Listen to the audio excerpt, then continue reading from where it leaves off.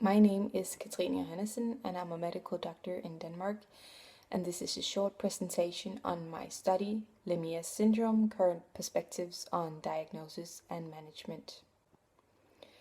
Lemierre syndrome is a syndrome characterized by sepsis, often evolving after a sore throat or tonsillitis, and then complicated by various septic emboli and thrombosis of the internal jugular vein.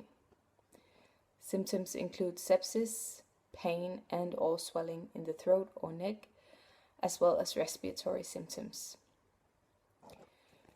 Laboratory findings include elevated infectious parameters, as well as radiological findings such as thrombosis of the internal jugular vein and emboli in the lung or other organs. The syndrome is often associated with an infection with the bacteria Fusobacterium necrophorum.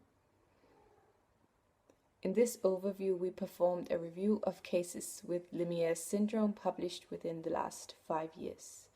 This search gave a total of 137 cases of Lemierre syndrome. 47 of these cases were associated with an infection with the bacteria Fusobacterium necrophorum.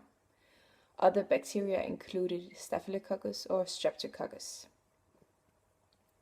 Complications of this rare but severe disease included osteomyelitis, meningitis, and ARDS, adult respiratory distress syndrome.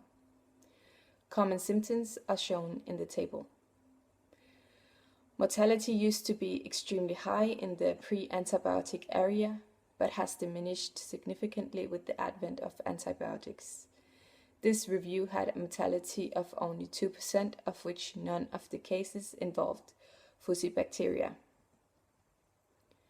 Treatment varied in length, but most chose a 4 to 6 weeks course of carbapenem, piperacillin, tazobactam, or penicillin in combination with metronidazole.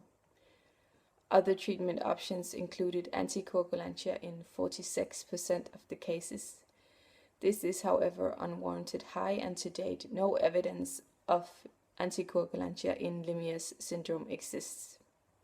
This review confirms the rare but severe aspects of Lemierre syndrome. Mortality in this day and age appears low, even though the syndrome is difficult to recognize and still requires the full attention of the clinician.